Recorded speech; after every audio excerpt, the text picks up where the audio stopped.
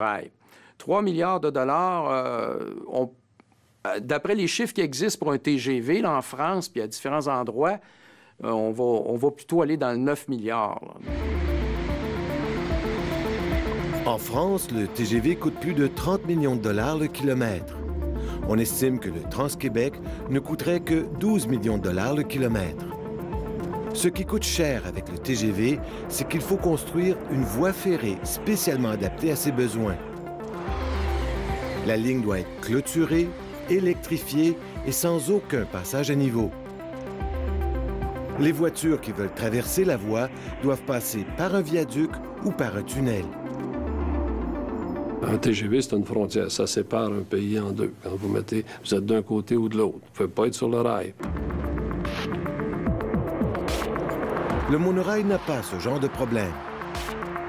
On peut le construire en plein centre de l'autoroute, sur des terrains qui appartiennent déjà au ministère des Transports.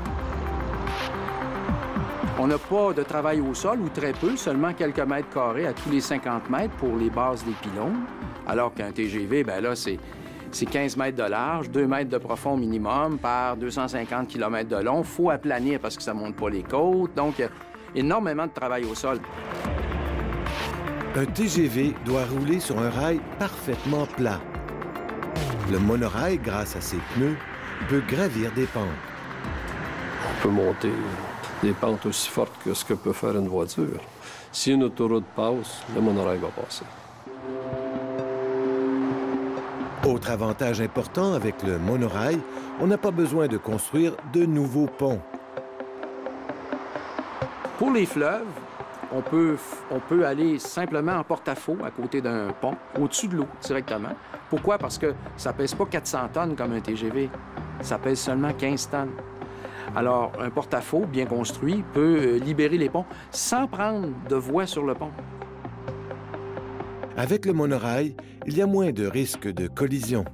Ça ne peut pas dérailler parce qu'il y a des roues de chaque côté d'un rail en T et c'est impossible de dérailler, contrairement à un train, par exemple. Il faut des grandes villes pour remplir un TGV. Le monorail peut fonctionner dans de plus petits marchés. C'est un autobus aérien, un autobus qui circule à 10 mètres dans les airs avec 60 passagers. C'est comme un tapis roulant. Vous partez une navette, vous en avez besoin de 2, 3 ensemble, vous y allez, une seule, vous y allez, 10 minutes, 15 minutes, 30 minutes plus tard, vous adaptez, c'est complètement flexible. Les gares, vous les mettez où? Bien, les gares aux extrémités, donc une gare à Québec, une autre à Montréal, puis en zone intermédiaire, là, c'est en piggyback, là, monté à cheval sur l'autoroute. La gare vient de donner le service.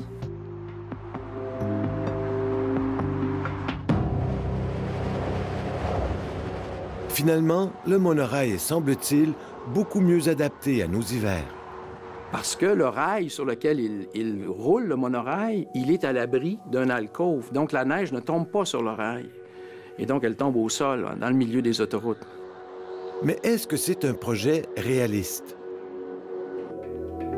La réponse vient peut-être de l'Université de Montréal. L'an dernier, une quarantaine d'étudiants de la Polytechnique, de la Faculté d'aménagement et de HEC ont travaillé pendant 8 mois sur un monorail qui relie la Rive-Sud au centre-ville de Montréal. Comme pour le Trans-Québec, le monorail de l'Université de Montréal était suspendu, il fonctionnait avec des moteurs roues et il allait très vite.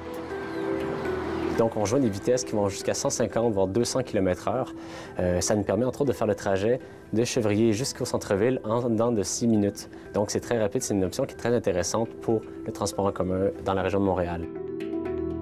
Tout a été analysé. Le rail, les navettes, les pylônes, le moteur et la suspension. Ils ont aussi fait une étude de marché qui a démontré que le monorail à grande vitesse n'est pas une option farfelue.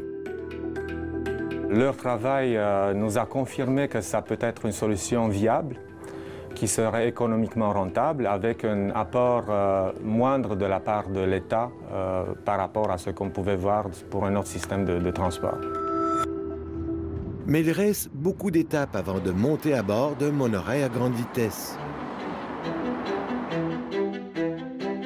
Pierre Couture a besoin de 200 millions de dollars pour construire un banc d'essai de 5 km.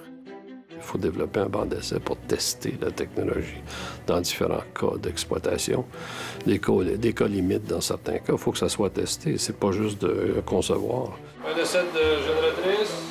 Il veut tester la structure et développer un nouveau moteur roue, encore plus puissant que l'ancien. Pas le même nécessairement, mais c'est la même technologie. Oui. Et là, est-ce que vous avez encore les brevets de ce moteur roue? Non, les brevets, la plupart ont été détruits, et puis la majorité vont être échus au moment où on va le réaliser si les financements est trouvé pour le faire. Donc, est-ce que vous partez d'une feuille vierge? Oui, oui. Mais je sais que je peux le faire parce que je l'ai déjà fait. À Trans-Québec, on est convaincu que le MGV est un nouveau moyen de transport qui peut être exporté à l'extérieur de la province. Mais avant de le vendre, il faut d'abord ressusciter le moteur roue. Oui, c'est réaliste. Ça peut se faire. Ça va demander une volonté politique. Ça va demander une vision parce qu'il faut prévoir dans 10 ans. Parce que dans 10 ans, il y a le problème du pétrole qui va être accentué. Il y a toutes sortes de problématiques qui vont être accentuées. L'engorgement des villes, etc. Donc, il faut prévoir ça. On rate pas 2 rendez-vous avec l'histoire. On l'a raté en 94. Ça a été une erreur monumentale.